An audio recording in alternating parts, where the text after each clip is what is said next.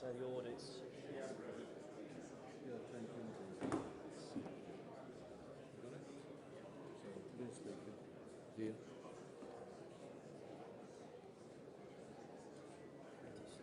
Lord Speaker. Yeah.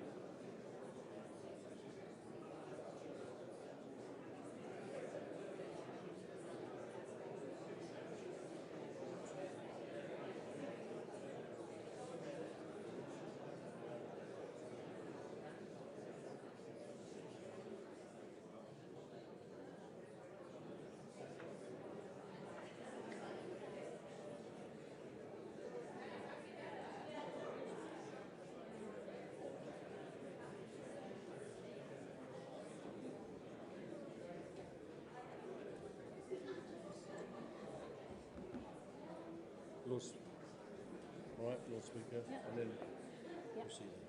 Thank you.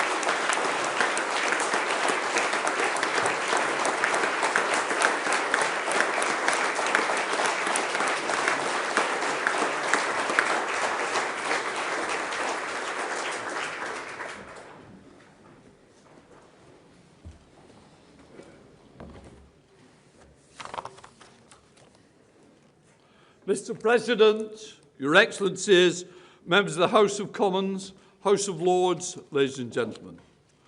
Well, I'm always pleased to see you, Mr. President. My friend, I've got to say, unfortunately, this is not a meeting to celebrate or to see peace. We shall be happy and proud to see the President of the nation which has fought so bravely for its independence and freedom. We should be celebrating the courage and resolve of the people of Ukraine. Your country has showed incredible determination and ability in defending itself against the Russian aggression. But we cannot celebrate because we cannot forget there is not yet a just and lasting peace. We cannot forget that just over 4 years ago, Russia launched its illegal invasion into the heart of Ukraine. We soon learnt what happened in places like Bucha. I saw the devastation and the pain that was inflicted. I've got to say, to see that for myself last year at the Bucha Summit of Speakers, it was a strong reminder of why it is so important that the UK helps you seek justice by supporting the International Criminal Court and domestic war crimes that have happened in Ukraine. We stand in solidarity with you, remembering the civilians, the men, the women, the children who were slaughtered and there and elsewhere. The burning of bodies, the mutilation of bodies, the photos that we have seen of the atrocities that were carried out by Putin and his regime. Nor have we forgotten the children taken from Ukraine, forcibly deported to Russia, and the struggle of their families to regain and reintegrate them. We are committed to helping you trace them through a pilot mechanism which has identified over 600 additional children since September. And now there is another war in the Middle East. And we are concerned about the impact that war will have on energy supplies in this country and across the world. It is imperative that Russia does not profit from the world's need for energy, and the sanctions on Russian oil must remain in place. We are committed to exerting economic pressure on Russia. We have not forgotten what Ukraine faces in the enemy attacks on your vital energy infrastructure. The UK has provided funding to the Energy Support Fund to enhance your ability to generate the power you need through repairs and infrastructure protection. I am proud that this country has stood with you, the Ukrainians, in their struggle, and will stand with you in the future. bound by the 100-year partnership and agreement, signed in January 2025 and ratified by the Rada. It demonstrates the confidence in your long-term future and cements our role as your closest partners across pillars, including defence, science, energy, trade and culture and others. I am grateful that you, Mr. President, have repeatedly come to our Parliament as your wife, your Speaker and many members of Parliament, because it is not enough to read about things. The true understanding is when we get and hear your personal testimonies. It is important that we do not lose focus on what is happening in Ukraine. It must not be driven out of our minds by other wars, and Ukraine must continue to get the support it needs to defend itself. Supporting Ukraine's resilience is essential to achieving just and lasting peace. But Ukraine's security is also the UK's security and Europe's security. In fighting for their country, they are fighting for our democracy, their sovereignty and their identity. Only the people of Ukraine can determine their future. Choice does not happen at the barrel of a gun or by redrawing international borders by force. It is important this brutal war ends and we support all the attempts and to secure its ending with justice and security of Ukraine. As part of that, we jointly lead the nations of the coalition of the willing to ensure security and the guarantees are in place in the event of a ceasefire. Across political parties of the United Kingdom, it is united in the support for Ukraine and its resilience in peace, as well as war. Whether through extensive military support, seizing Russian assets, upholding sanction regimes, disrupting shadow fleets, loan guarantees, humanitarian assistance, reconstruction projects, or supporting your Parliament to function. We are unwavering. One day, I hope to welcome you to a true celebration, a celebration of Ukraine which is free and democratic, no longer fighting for its survival. Until then, it is such an honour to welcome you here again and to hear directly from you. We stand with you. Slava Ukraine! Mr. President, the floor is yours.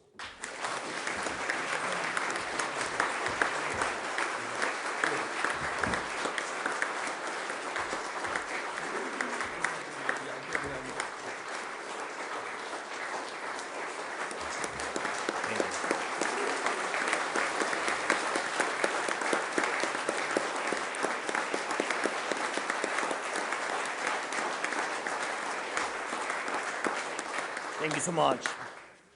Thank you very much, Lord Speaker, Mr.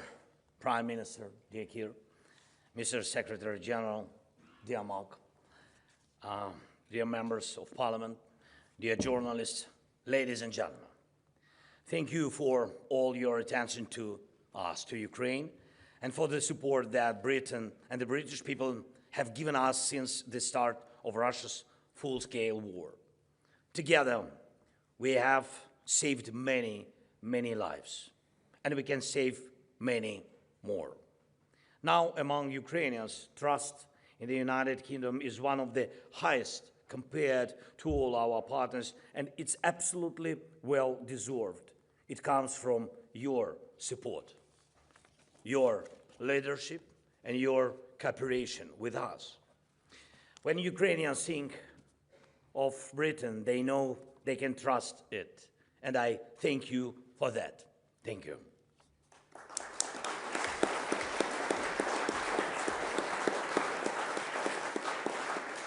And I'm grateful that you truly care about what will happen to security, to our cities and villages, to our countries, and to our Europe, and to our world.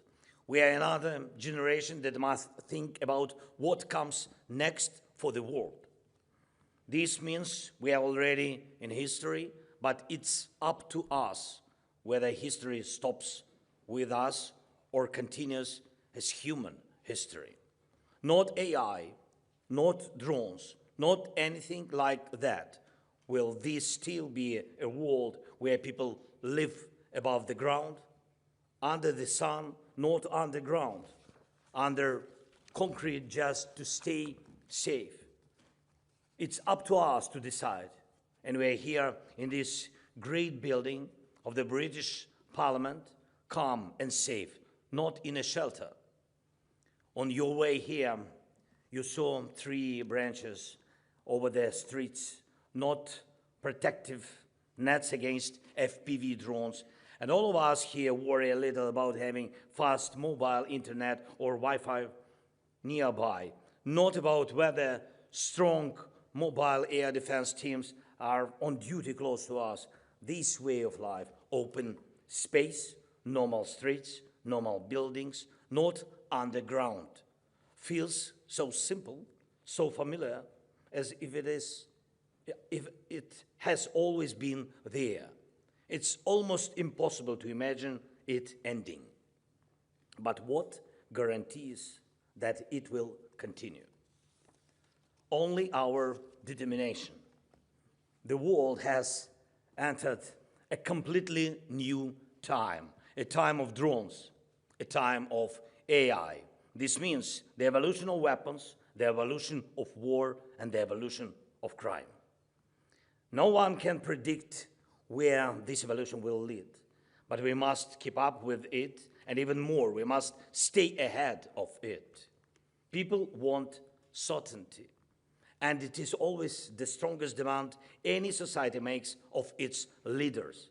People want to know what tomorrow will bring, and people want to believe that tomorrow for their children, for their families, will be at least no worse than today for them.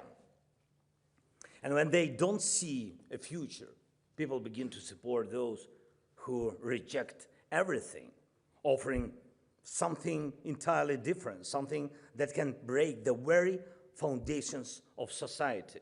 So we must have an answer that tomorrow will be at least safe. And this is the foundation. Without security, there is no strong economy, and there are no social services, and truly work, and no real hope for a normal life for our children. And this is our duty, the duty of this generation of leaders who are acting now. We must deliver real security, safety on the streets, safety at home, the protection of our culture, and real respect for the rights and security of our people, and national security proven by war. Ladies and gentlemen, right now, there are 201 Ukrainians in the Middle East and Gulf region, and another 34 are ready to deploy.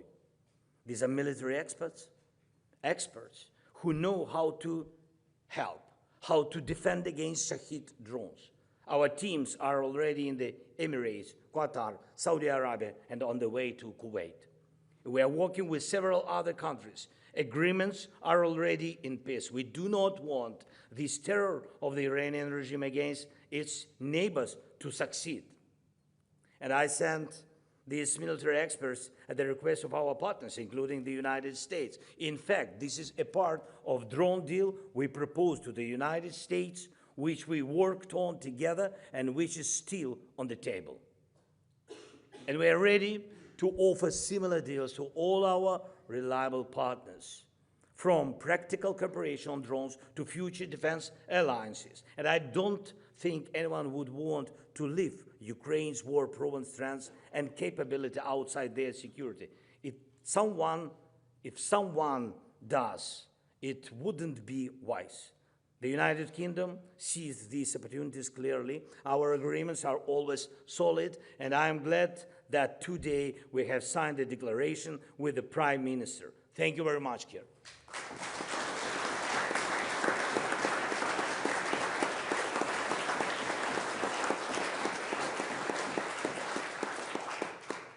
Armies in the Middle East and Gulf region have good protection against missiles, including Iranian ballistic ones. Patriot and THAAD systems work well, though they're expensive. But terrorist regimes always look for ways to break through defenses and make killing cheaper.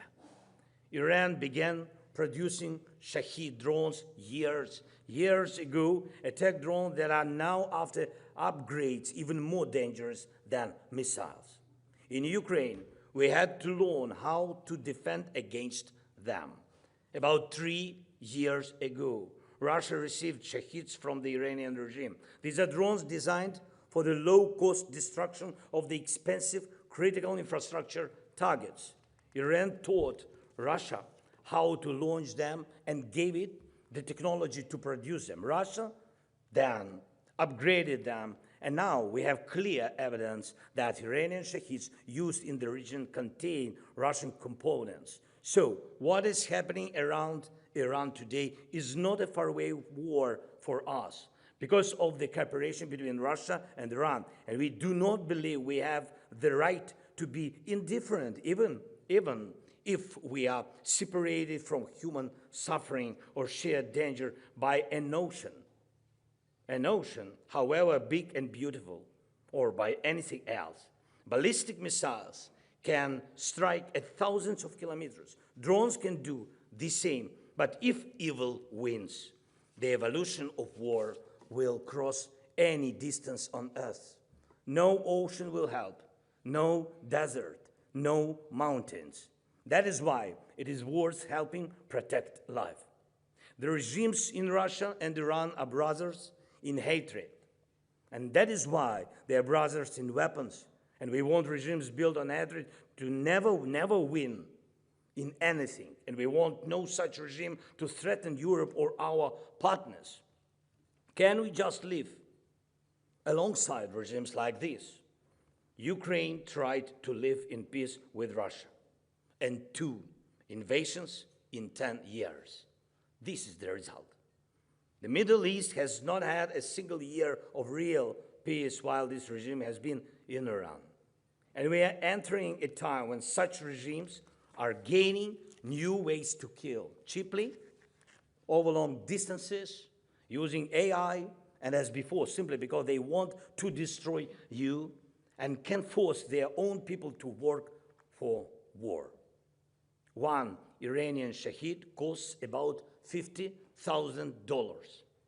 To shoot it down, partners often use missiles, some costing up to $4 million, or combat aircraft, which is also very expensive. Iranians knew that no air defense in the world would be enough to stop such drones, such number of drones. And we were the ones who changed that. In Ukraine, we stopped one such drone with 2 or 3 interceptors, small interceptors, costing less than $10,000 in total. So our approach is far more cost-effective than anything our partners use today. Dear friends, we must build security the way so that the evolution of security stays ahead of the evolution of war.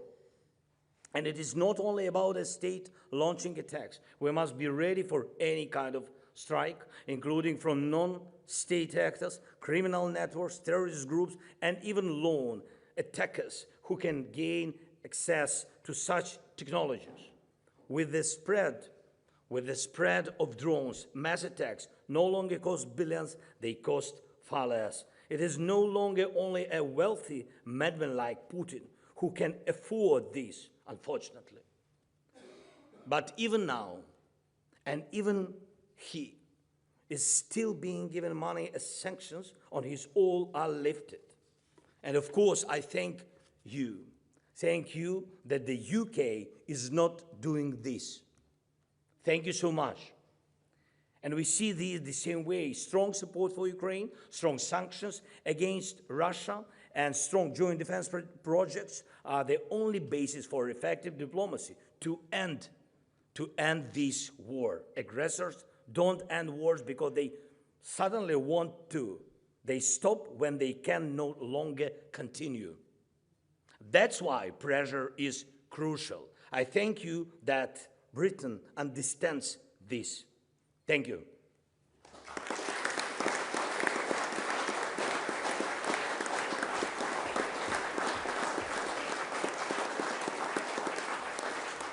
Right now, I have proof that the evolution of security can be fast and cheaper than old defense systems. And this is an iPad with software that lets us control our security in real time. It's true.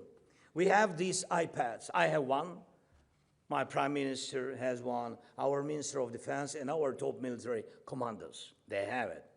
It lets us see the front line in Ukraine, and even every enemy killed, with video proof.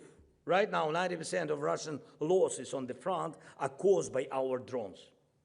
That's why it's so important to know who has the advantage in drones and to be fast and strong in defending against them. iPad also shows every strike in our skies, our sea area, and our long-range strike against Russia. It gives us real-time control over people's safety and our infrastructure and energy sector. And I believe the evolution of security will make it possible for every leader, every defense minister, and even ordinary people to have tools like these, and with them, a high level of protection of life. Leaders and ministers work for people. And if the leaders have power, it's only because people trust them with their security. With tools like these, people will not only trust, they will be able to see for themselves what is being done for their security in real time.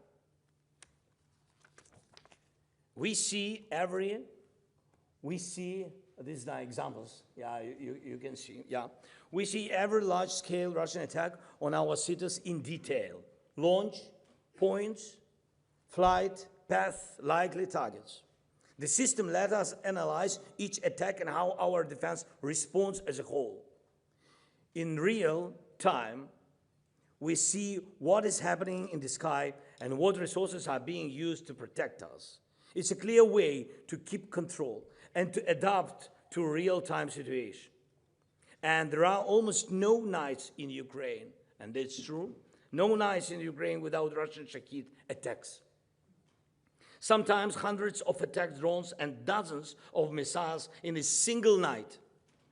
But interceptor rate is around 87–90%. And this number would be higher if we had enough investment in our defense production and enough missiles against ballistic threats. And these are our two main shortages: funding and Patriot missiles. That's why we are working to involve our partners in production and to help Europe build all the air defense it needs. Here is the massive attack on the night of March 14. In total, there were, can you imagine, there were nearly 500 Russian air attacks weapons, 430 drones and 68 missiles of different types. And we shut down most of them, and in real time, on this iPad, in our system, we could see how our aircraft were working, where electronic warfare was used, and how interceptors were deployed. And of course, our mobile air defense teams are also working, and we see it all on the iPad across the whole country and down to each individual strike, how the defense worked, what needs fixing, which solutions in which areas will bring the best results. We do this after every Russian attack. It means each day. It is this layered defense that ensures Russia cannot destroy us from the air. Every part of the system must be used. Our newest element is interceptor drones. When conditions and weather allow, we use hundreds of them every day. These works thanks to our production in Ukraine and with our partners, Sting, Mirovs, P1Sun, and others. And I'm glad we have a joint project with the United Kingdom, the Octopus drones. This is successful decision, successful interceptions depend on well-placed positions of our soldiers, set up to cover as many drone routes as possible. And it is constant hunting at night, and now even during the day. And you see how many Patriot systems and other air defense systems there are in the Middle East and the Gulf. But there is still not enough security. Why? Why not enough security? Because the Iranian regime's weapons have evolved faster than defense in these countries. This is a problem that must be solved and can be solved. And as soon as possible, we all understand what comes next. AI is already in many devices we use every day. Soon almost everything will run on it. And weapons will too, becoming even more deadly because they will act faster than any human. By building protection against today's weapons, by investing in the evolution of security, we are also preparing for the weapons of tomorrow. Perhaps we are preventing a problem. And if the war has stopped Putin back in 2022, we would not be thinking today about how to defend against drone warfare. Without his war against Ukraine, the world might have avoided mass drone warfare, cheap and deadly, for many, many years. And if together with partners in the Middle East we build a system like Ukraine, they will be able to track attacks from Iran or from the Houthis in real time, analyze them, keep improving their defense, giving people critical infrastructure and trade routes real security. Today, just a few Shaheeds can disrupt oil shipments at a scale that affects entire regions, or destroy desalination plants and hit millions of people in the most painful way. The cost of living is rising everywhere, and terrorists around the world are learning what they too can do. And we all know the solutions that can prevent this. Some may think it is enough to just buy interception and protection is guaranteed, but it's not that simple. The key is the system. The system matters.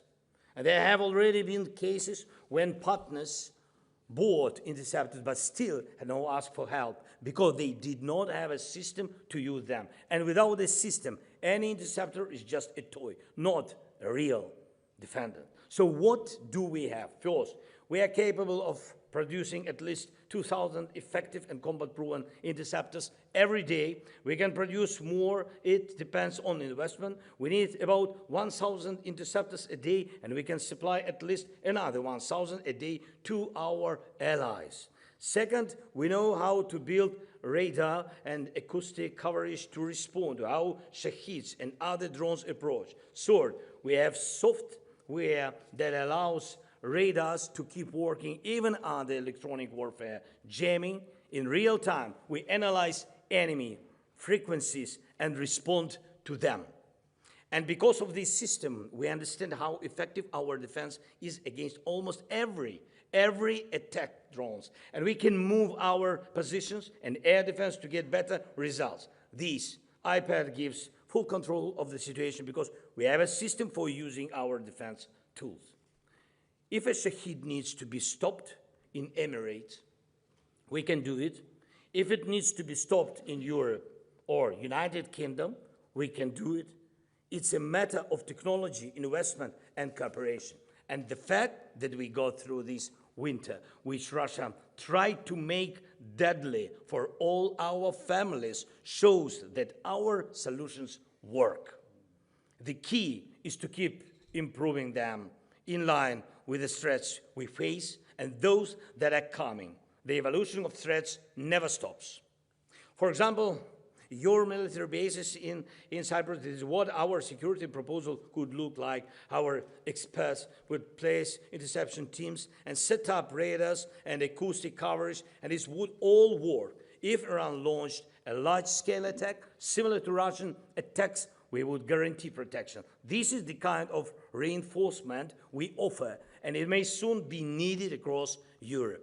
And drones can be launched not only from land, but also from ships at sea. Such long-range strikes are no longer rare.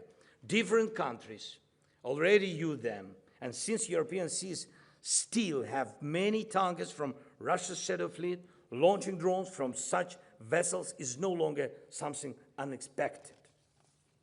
Ukraine didn't have a strong navy like Britain or some of our other partners, but we have pushed what is left of Russia's fleet into distant bases in the Black Sea, where their ships hide from Ukrainian sea drones. This is a completely new security reality in our sea. The Russian fleet, which was powerful, has no effective way to counter our drones. Their defenses have been strong. We do not deny that. But our naval drone systems keep evolving, and we focused on the speed of that evolution, and we won our sea.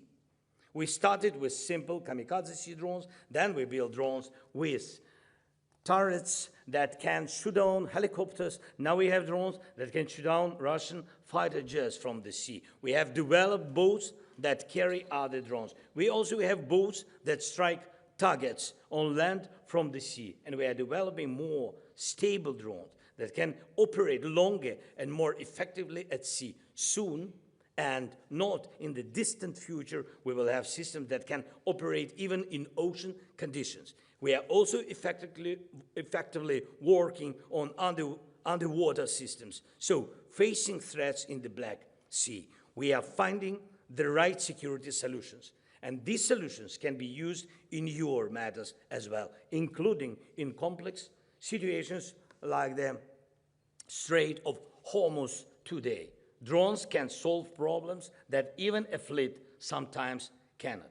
And of course, we also have full information about what is happening on the ground, real ground in Ukraine, and the front line completely. This iPad gives full control over movement along the front. All changes are tracked and fully verified over any period, not just partially. Ukraine collects, analyzes, and uses data on the full battlefield situation. We track every engagement and every change along the front. And we have video proof for almost every figure of Russian losses we report. This winter alone, Russia lost more than 92,000 killed and seriously wounded, each confirmed by video. So these are people who will not return to the battlefield. This is the first example in the world of full digital tracking of war. Russia may try to mislead satellites or adjust reports in the highest offices around the world. But if this iPad shows that Kupiansk, this is our big city in Kharkiv region, Kupiansk is under our control, then it is true. If it shows that in the past 30 days we have regained more territory than Russia has taken, then it is true. Clear numbers, clear positions on the map. And without this kind of digital tracking and without a system to collect and analyze real battlefield data, it's impossible to fight a modern war effectively, defend your country, manage a wartime economy, or understand the cost of peace when this aggression is stopped and real security is guaranteed. Ladies and gentlemen, our belief that we can stop even a much stronger enemy and guarantee real independence and real security is not something abstract. Ukrainians are practical people, very practical. Ukraine is the best place today to produce drones, to develop technology. It's also one of the best places to produce artillery and to test what really works in weapons and in tactics. Ukrainians are creating new ways to protect their life on the battlefield, in our cities, villages, in our infrastructure, at sea, in the sky. And we didn't become this technological by chance. Our strength through more than 4 years of full-scale war is not by chance either. This is the result of work. This is the result of our system. And we offer real defense cooperation, and we are already working together, not from zero.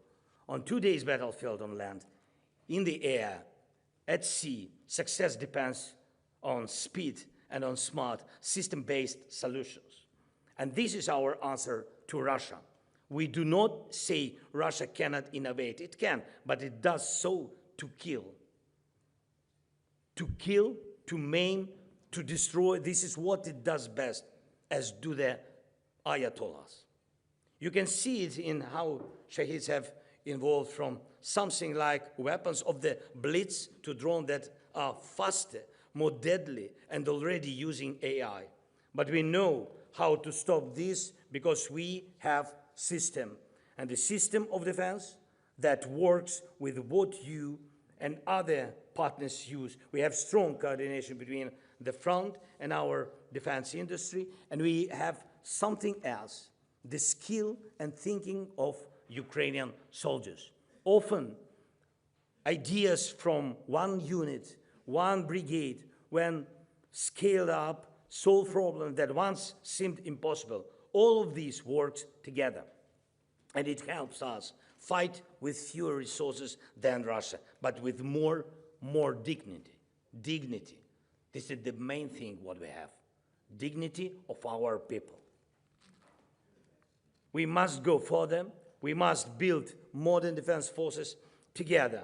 Only together with you, with all our allies in Europe, we must produce all levels of air defense against drones and all types of missiles, including ballistic. Our seas must be secure, and our forces in other seas must be protected from all threats. Europe not only has this potential, it also has a mission to protect not only itself, but what it believes in.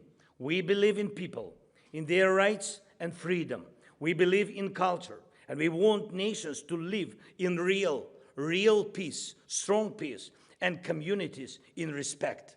Together, Europe is a global force, one of the world cannot do without, and that no one can stand against. We must grow this strength, and we can do it, and we must direct it, and we can. We must act now, so that the future generation will say, these leaders acted when it mattered, and that people lived in safety.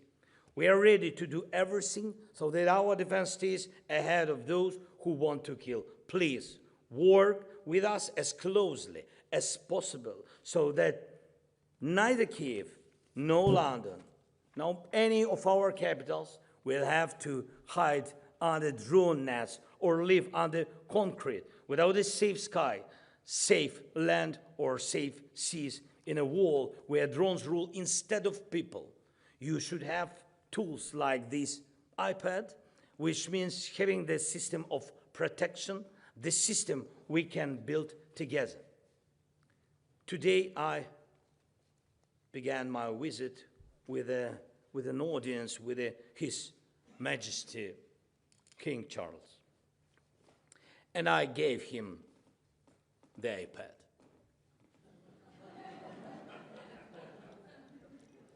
Really, like this, as a sign of respect and gratitude, and to strengthen our cooperation with the United Kingdom, with your great country. Thank you so much.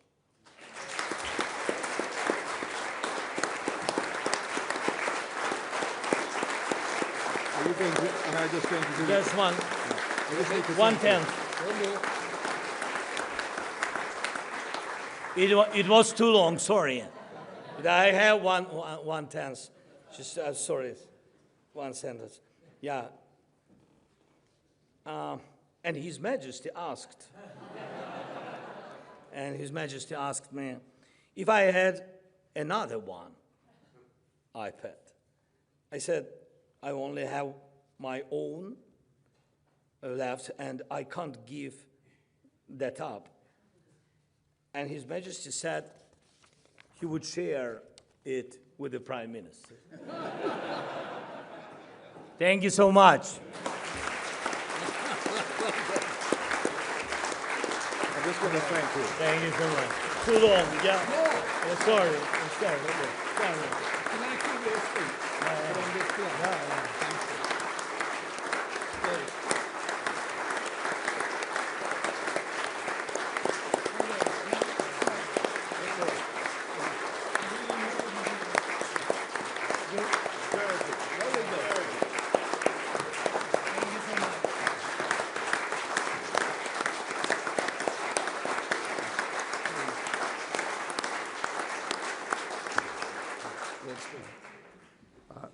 Mr. President, Secretary General, Prime Minister, my Lords, members of the House of Commons, ladies and gentlemen, it's a profound honour for me to formally thank you, Mr. President, for that inspiring and encouraging speech.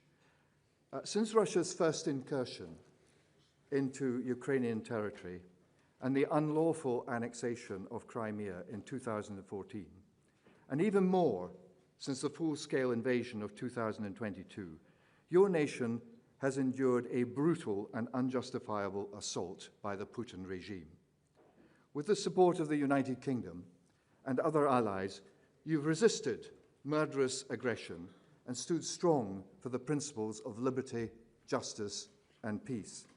And the UK has committed more than £20 billion to Ukraine since the invasion, and that support remains unwavering, with further military aid pledged as long as it takes. And I welcome very much today's announcement that closer UK-Ukraine defence cooperation focused on this impressive electronic warfare and measures to counter drone attacks. I was going to say, as a Scot, I was delighted to hear recently that the fishing community had sent hundreds of tons of salmon farm nets to Ukraine to help defend against drones. But you've moved on from that, I can see. The continent of Europe and the whole free world owe Ukraine a debt of gratitude for your courage. J.M. Barrie, the world-renowned, I hope, Scottish novelist and playwright, understood that courage is the sustaining virtue, the one on which all others ultimately depend. In an address to my own University of St Andrews just over 100 years ago, in the wake of the carnage of the First World War, he declared, "Courage is the thing. All goes if courage goes. Unless a man has that virtue, he has no security for preserving any other." And the English writer W.E. Henley, in his poem Invictus, which is so well known, gave that truth its most memorable expression, "the battered but unconquered soul." Henley knew about suffering, having lost a leg as a young man, but he refused to let that suffering master his spirit. He wrote, "In the fell clutch of circumstance, I have not winced nor cried aloud. Under the bludgeoning of chance, my head is bloody but unbowed." And those words speak with great force to the courage shown in Ukraine by you and for so many over so many years, too many years. In the Ukrainian people, we too today see embodied both Barry's moral insight and Henley's defiance.